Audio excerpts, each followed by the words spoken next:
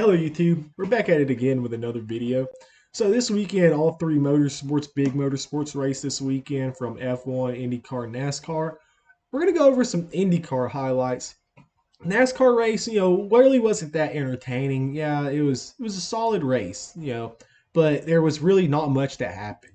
We'll dive into it still though. We'll talk about it, talk about my thoughts, show you a new topic we're starting, and it's going to be called Paint Scheme of the Week. We'll post this on Instagram too right after the video.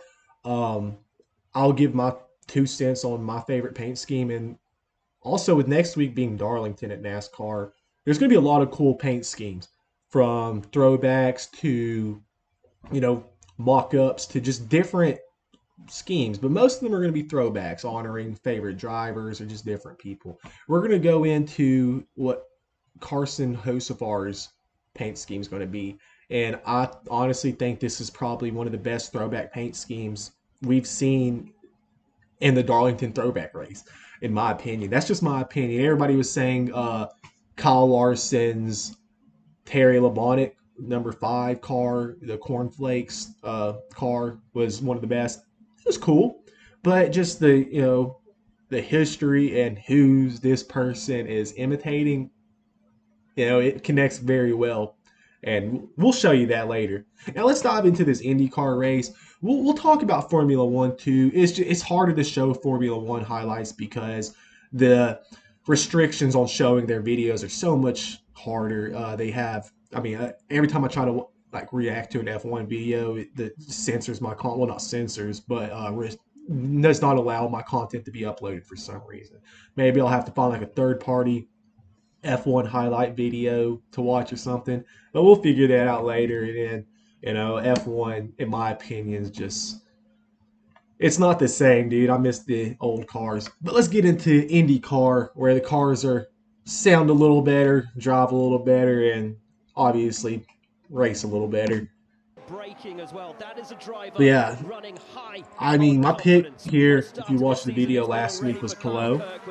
He's looking pretty good. He ran a good portion of this race. Uh, Another thing, this Indy, this not St. Petersburg, that was the first race. This Arlington track is beautiful, bro. Everybody was complimenting it, and it's just a great track. I think this is one of the better tracks, and I'm glad, the Cowboys worked with IndyCar to promote something like this. And it created some really good racing too. That's why we're watching IndyCar highlights and not NASCAR. Then, granted, I'm more of a NASCAR fan than anything, and yeah, it just a very disappointing weekend for NASCAR. Chase finished second. Wanted him to win, but hey. And if y'all go back, y'all saw, what an overtake by Kyle Kirkwood. But yeah, if y'all saw that Gazoo Racing, is that a sign that Toyota could be potentially joining IndyCar? That'd be pretty sick. Get Ford in there, have the NASCAR manufacturers talked about this last week. They need to work together. It'd be beautiful. Great for American motorsports. I'm just going to roll off it, roll the dice here, because here's the thing: if you try to make it happen into turn 10, that'd be scary, bro. Trying to defend Alex Palou 15 laps. In a place that I don't think Palou is entirely expecting it into turn 14. Let's take another look. There's a Hail Mary in the shadows of Calgary. He was trying right there, dude. Kirkwood himself learned the history of that play just a few days ago as he visited the Cowboys, and they both have the same power laps. See, this is where NASCAR could learn. Oh, they'll go back in a second. Kirkwood to the fore on the streets of Arlington. Well, they're not showing it, but a second ago, like y'all saw how beside Kirkwood and Palou, they had, a little small circle in 43. They're showing the tire wear, and I thought that was pretty cool. If NASCAR could do that, it would, it won't make the racing better, obviously, but it'll provide us more knowledge of what's going on other than having to wait for an announcer to say something or check the NASCAR app that you have to pay for now to get those premium features. But yeah, I think that'd be something cool, like right there. So Kirkwood has 40 laps on his tires and Flo has 39. Oh, I guess it's showing how many laps are remaining on him or how much wear. See, I don't even know. But regardless, that's cool. I guess they're down to like 36% rare. Well, wear. But yeah, that's pretty much how the race ended. You know, it's a final lap caution. A big wreck right there. That's going to be a lot of damage. Error McLaren. But yeah, I feel like this is going to make for a great IndyCar season. And yeah, I mean, obviously, I said Pelot would win the first three. He won 1 out of 3. But you know, motorsports is hard to predict, especially in spec series like IndyCar and NASCAR. I mean, it's kind of hard to predict in F1 now too because of the whole change, and I guess we see that Ferrari and Mercedes are the 2 teams to watch out for.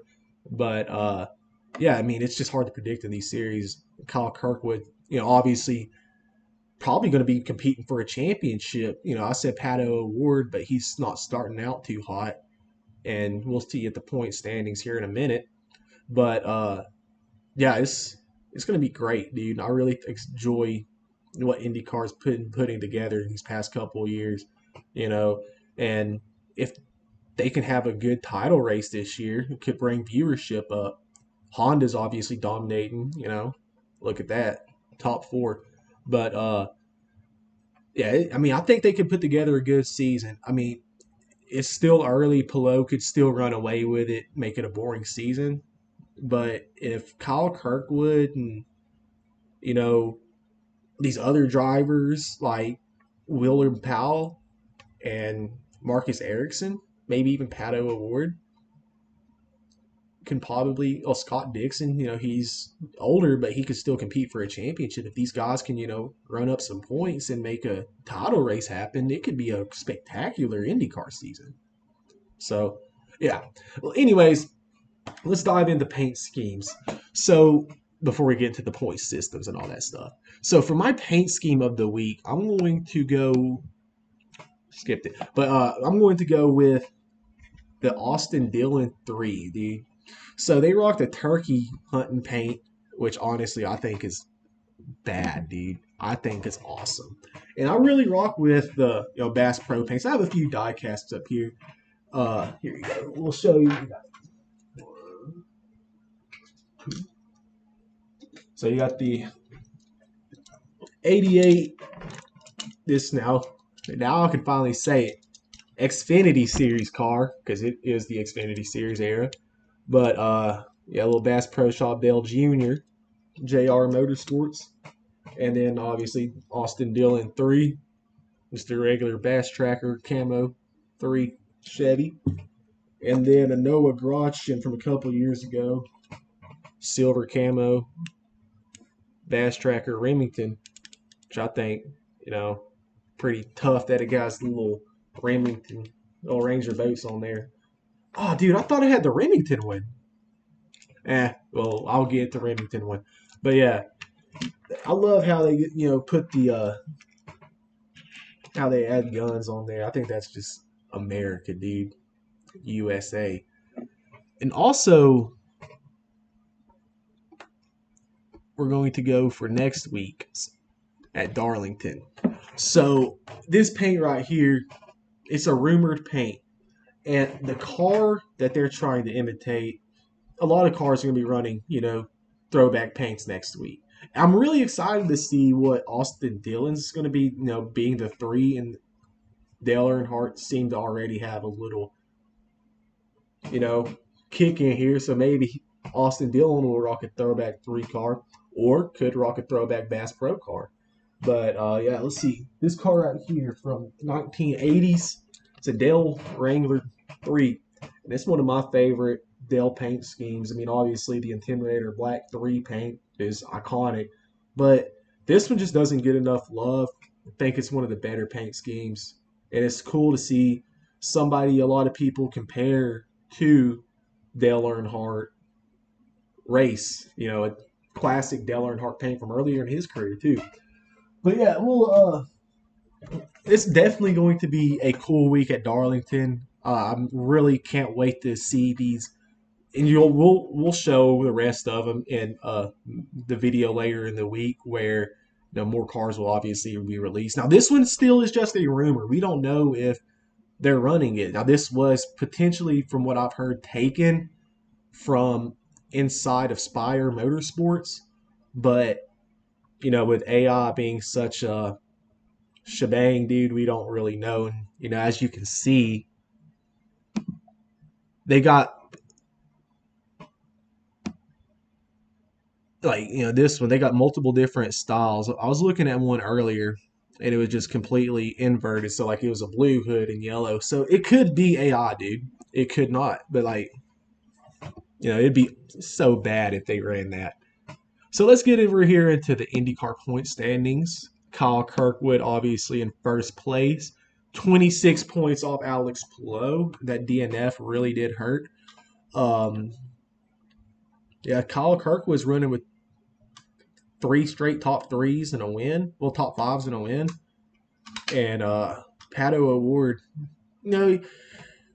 he's running good, dude, but he's just not in. I'd have expected him to get a win before Joseph Newgarden, if anything. But Team Penske does run the sport, so that not saying anything. But Penske is the owner of IndyCar, so they would But McLaren, dude, McLaren's really been putting a lot of money into IndyCar too, so maybe they can get a championship. I really always try to root for them because they're underdogs in IndyCar. I mean, there's a lot of underdog teams in IndyCar, but Arrow, McLaren's been one of those teams that's been on the rise, and it's been cool to watch how they started to where they are now. They had Chip Ganassi Racing, Andretti, Penske, these like historic IndyCar teams. It's been around since just the start. Yeah, it's really cool just to see. Yeah, this. Let's see how far we can go back. 2012. Let's take a look. 2012 IndyCar. Will Power, Scott Dixon still in there, dude. Dario Franchitti, Mario Andretti, a fucking legend. Joseph Newgarden, that must have been when he was starting out. But yeah. Lotus, bro. Look at that. Lotus was an IndyCar. I did not even know that. Wish you can go back further. But that's awesome, bro. That's cool. I'm glad we did that. I'm glad I pulled that up. That's really interesting.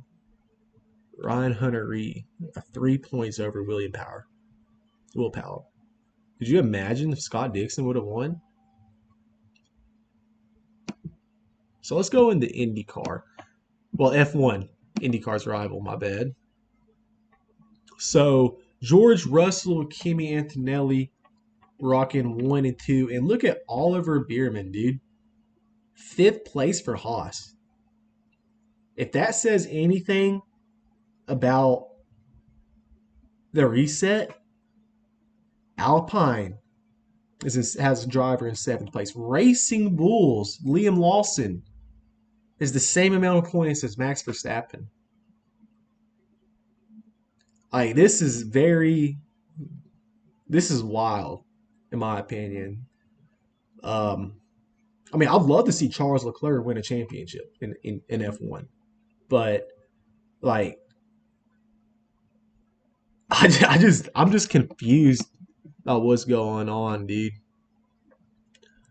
Everybody might get a point this year, which would be crazy. But yeah, Kimi Antonelli with the win last week in China. Well, this last weekend in China, getting his first win. And that's good for him, dude. But Lando Norris, Oscar Piastri just having a terrible year. He DNF. Max Verstappen DNF. I think either one of the McLarens didn't start and the other one, or the McLaren just didn't not start in general. It's just insane, bro. What is going on? with 2 races also being kicked off the schedule because of the war in the Middle East right now. I mean, this season just might be a lackluster season. And, Max Verstappen's already sitting here talking about how he doesn't even want to continue in F1 anymore. So, I mean, I'm not like I like F1. Don't get me wrong. I mean, I haven't really been keeping up with it as much as NASCAR or IndyCar or you know V8 supercars for that matter. But man, dude, it's just a complete like even Fernando or Alonso and Aston Martin. Like we all like a lot of people thought Aston Martin would have a season, like do something good, but they're down here dead last with Cadillac. Cadillac's even in front of them. So like what does F1 need to do to better itself? And I think if you got to let go, if you got to lift off the pedal on a straight to recharge your car, that's not racing, dude. It's it just takes it's glory. I mean, a lot of people, even the cars, look like Formula E cars. It's not. I mean, let's see if we can go on the website and see. But like, look at these, bro. They look like Formula E cars. It's not F1. F1's not the same F1 as last year or I mean, God forbid, 10 years ago, 15 years ago. But yeah, it's just not the same, and they have a lot of figuring out to do.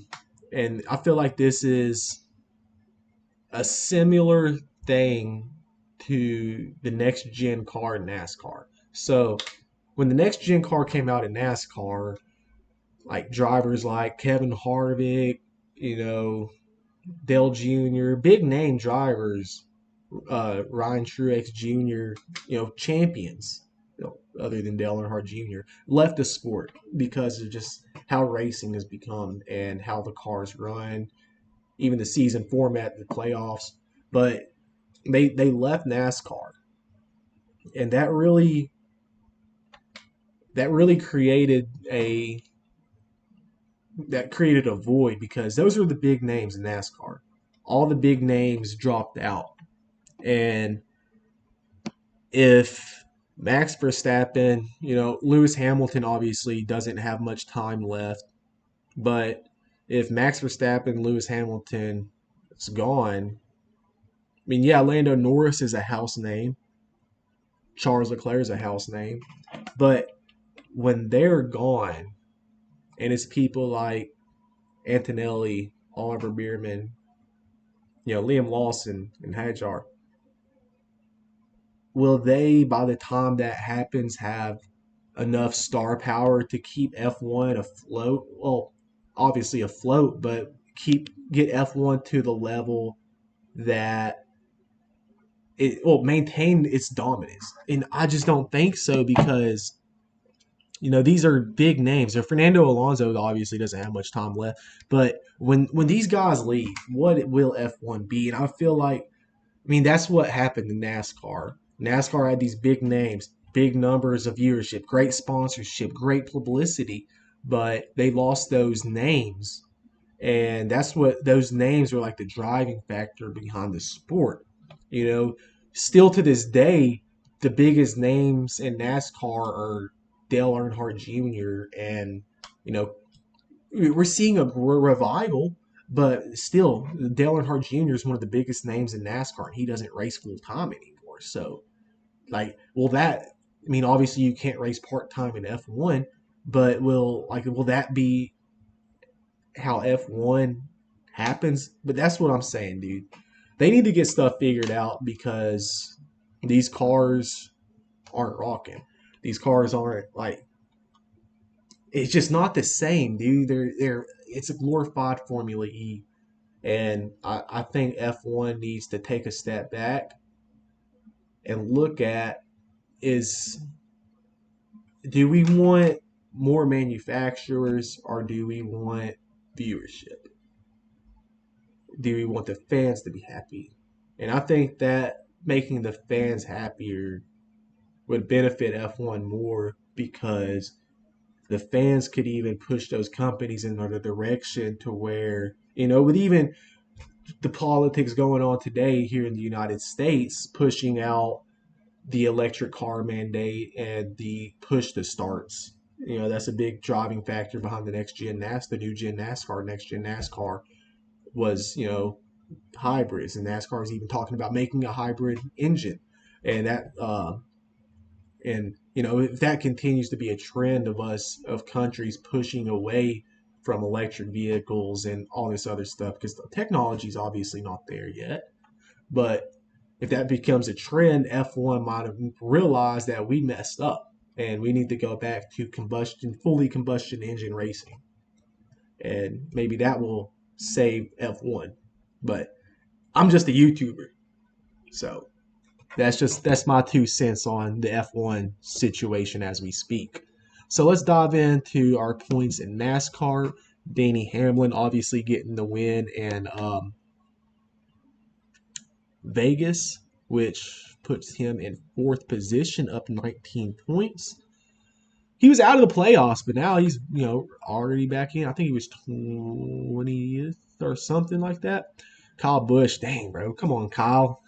But Chase Elliott, my boy, dropped a spot, two spots, even though he's finished second in the race. Ron Blaney moves up a position.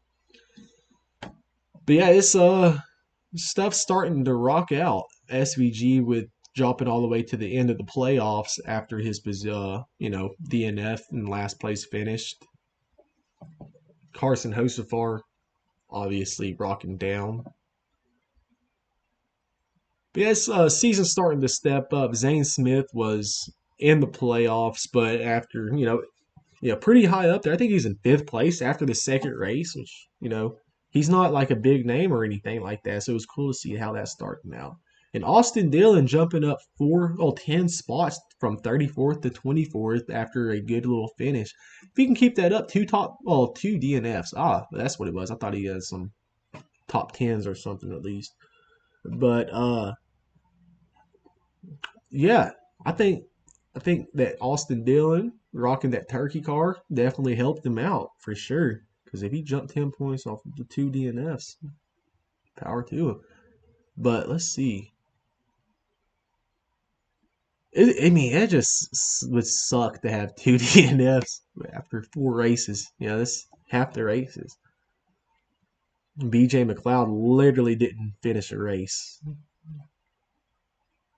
Because I think he just did 2 races so far this year. But it's going to be an interesting season. I can't wait to see, a few months from now how this looks. And with Kyle Larson winning the O'Reilly Series race, no driver, will get the win. But we see that Justin Allgaier remains top. Jesse Love with the most laps led in the series, who's one of my predictions to win this championship, is in second place, only down 13. Austin Hill's momentum from the first 2 races seemed to have dropped, where he just, seems stagnant. But yeah, it's looking like it's going to be a interesting season with, especially with Cletus McFarlane on a rumored to race a few races in the O'Reilly series. So we'll see how that plays out. And trucks will not race for a little bit, so we'll see how Darlington plays out in the points. Obviously, nothing's really changed since the last video. Chandler Smith still rocking in first, but yeah, we'll definitely see Lane Riggs getting that road course win a few weeks ago, which was the last road truck race. So yeah, we'll see y'all later in the week where we will go over paint schemes for the upcoming race in Darlington. We will give some predictions and dive into another motorsport. We'll learn something new about it. So I appreciate y'all sticking around, and we'll see y'all later in the week.